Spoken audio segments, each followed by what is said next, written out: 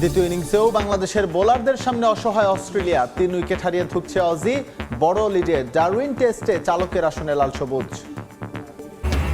অস্ট্রেলিয়ায় নিজেদের যোগ্যতা প্রমাণ করেছে বাংলাদেশ, বললেন ইমরুল কায়েস। আরও বেশি ম্যাচ খেলার দাবি, ডারউইনে জয়ের স্বপ্ন দেখছেন সাবেক ওপেনার। বাংলাদেশ যেভাবে খেলতেছে, যে ওয়েতে খেলতেছে, এইভাবে আগামী প্রবলি 2 থেকে 3 ইয়ার্সের ভিতরে ওয়ার্ল্ডে আপনি যে কোনো টিম বাংলাদেশকে নিয়ে চিন্তা করা শুরু করবে। আসিয়ান কাপে বাংলাদেশ সহ একাধিক দেশকে আমন্ত্রণ, যে কোনো একটি দলকে বেছে নেবে ফিফা। সুযোগ না পেলে বাফুফের বিকল্প ভাবনায় ট্রাই নেশন সিরিজ। এবং আজ পর্দা উঠছে লা লিগার নতুন মৌসুম। প্রথম দিন মাঠে নেই রিয়াল মাদ্রিদ ও বার্সেলোনা। বেশ কিছু নতুন নিয়মের মধ্য দিয়ে মাঠে গড়াবে লিগ।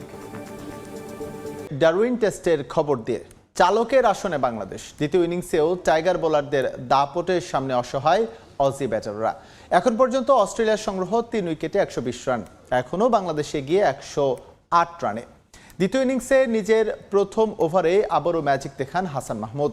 0 রানে ফেরান জ্যাক ওয়েদারল্ডকে। ট্রাভিস হেডও হন হাসানের শিকার।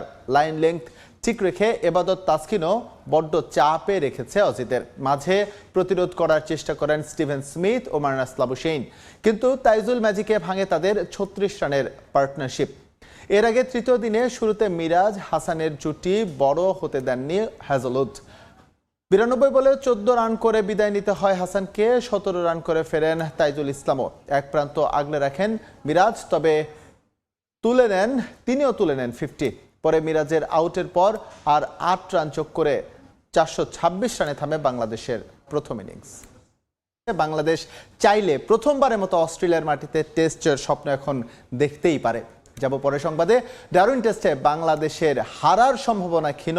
সাদা পোশাকে টাইগাররা এখন আর ছোট দল নয়। অজিদের বিপক্ষে তাদের মাটিতে যে পারফরমেন্স দেখাচ্ছে, তাতে টাইগারদের সিডনি মেলবোর্ন টেস্ট খেলার আমন্ত্রণ পাওয়া উচিত বলে মনে করেন সাবেক ক্রিকেটার ও কোচ ইমরুল কায়েস। হাসান মাহমুদ বিশেষ প্রতিভা। টেস্ট ক্রিকেটে ডানহাতি এই পেসার আরও ভালো করবে বিশ্বাস ইমরুলের। প্রশংসা করলেন তানজিদ তামিমেরও। এলিট ক্রিকেটে তার অন্তর্ভুক্তি ভিন্ন মাত্রা যোগ করেছে। অস্ট্রেলিয়ার মাটিতে বাংলাদেশ যেন ভিন্ন এক দল।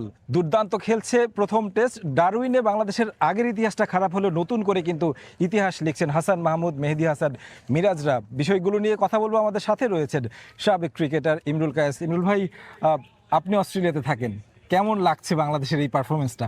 ধন্যবাদ আপনাকে।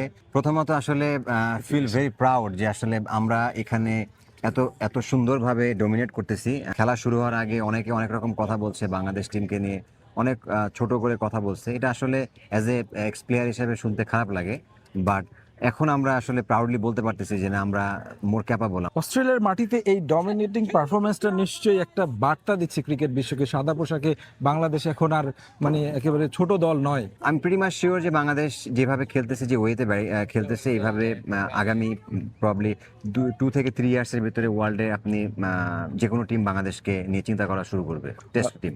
তানজিদ তামিমের ব্যাটিংটা আসলে কি বলবে? তানজিদ তামিমের ব্যাপারে আমি আজ থেকে 4-5 মান্থ বিফোর আমি একটা স্ট্যাটাস দিয়েছিলাম। আমি লিখেছিলাম যে he is ready for test cricket. তো এটা নিয়ে অনেকে অনেক রকম সমালোচনা করেছিল, বাট অ্যাজ এ প্লেয়ার হিসেবে আসলে আমরা তো বুঝি যে আসলে কে কখন ক্যাপেবল, কারণ he is technically very sound player এবং ওর শর্টস খেলার অ্যাবিলিটি, ওর সাহস, আমি বলবো যে he is one of the best batsman এখন বাংলাদেশের। হাসান মাহমুদের কথা যদি বলি, কাউন্টি খেলে এসেছেন, এটার সুফল নিশ্চয়ই এখানে পাচ্ছেন। Hasan is been very good, because আমি ওর সাথে যখন থেকে খেলি ডোমেস্টিক ক্রিকেট, আমার কাছে মনে হয়েছে যে এই একটা বলার যে বাংলাদেশ থেকে অন্যান্য বলারদের থেকে ডিফারেন্ট একটা বলার।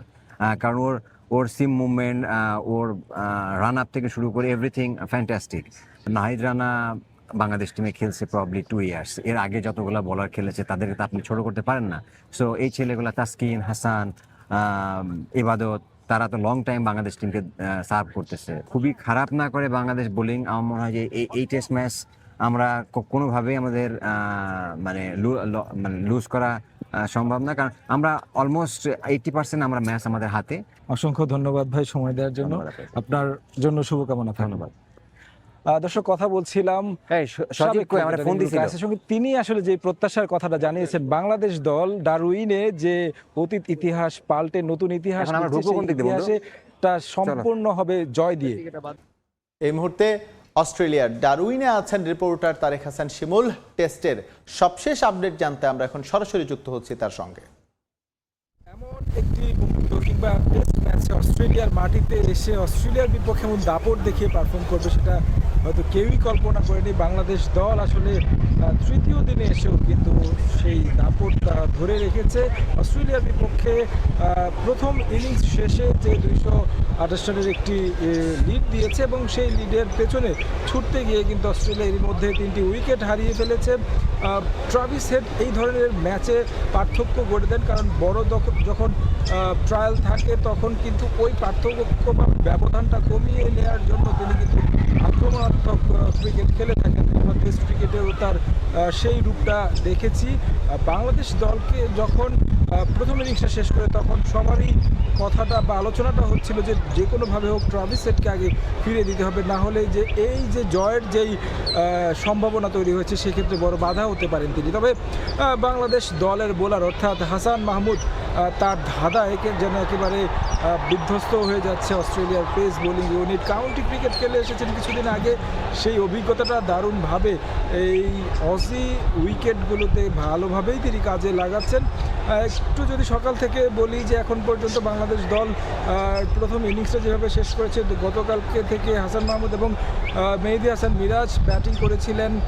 তারা সকালবেলা কিন্তু বেশ স্বাচ্ছন্দ্যেই ঘণ্টাখানেকের কাছাকাছি ব্যাটিং করেছেন। তবে হাসান মাহমুদ জশ হ্যাজিলুডের বলে উইকেটটা যখন হারান তখন বাংলাদেশের প্রথম উইকেট পরে আজকের দিনে। তারপরে আমরা যেটা দেখেছি যে একটার পর একটা ছোট ছোট পার্টনারশিপ হয়েছে এবং যদি বলি যে হাসান মাহমুদের 17 রান কিংবা তাইজুল ইসলামের 14 রান, তাইজুল ইসলামেরও 17 রান করেছেন, তাসকিন করেছেন 14 রান, এই যে ছোটো ছোটো ইনিংসগুলোর কারণে কিন্তু বলা যায় যে বাংলাদেশ যে লিডটা দাঁড় করাতে পেরেছে 128 রানে, সেটা কিন্তু এখন বলা যায় যে জয়ের যে স্বপ্ন দেখছে সেই স্বপ্নের বড় মূল স্তম্ভ হয়েছে। টেল এন্ডারদের কাছ থেকে বাংলাদেশ এবার যেই সাফল্যতা অর্থাৎ যে রানগুলো পেয়েছে সেটা একটা বড় ভূমিকা রাখতে পারে এবং সবচেয়ে বড় গলার কাটা হয়ে উঠছিলেন স্টিভেন স্মিথ। প্রথম ইনিংসে তিনি 71 রান করেছিলেন এবং তিনি কিন্তু স্থিত হয়ে গিয়েছিলেন মাঠে, তাকে কিন্তু এরই মধ্যে ফিরিয়ে দিয়েছে। বাংলাদেশ দল আসলে একবারে জয়ের সুবাতাস পাচ্ছে বলতেই হবে এবং স্টিভেন স্মিথ কিন্তু এর আগে কিন্তু স্টিভেন স্মিথ একটি আউট দিয়েছিল আম্পায়ার, তবে তিনি কিন্তু রিভিউ নিয়ে কিন্তু বেঁচে গেছেন। এবার কিন্তু মেহেদী হাসান মিরাজ তাকে আর সেই সুযোগটা দেননি, কটেন বোল করে ফিরিয়ে দিয়েছেন। অস্ট্রেলিয়া টেস্টের তৃতীয় দিনে 67 রানে পিছিয়ে অস্ট্রেলিয়া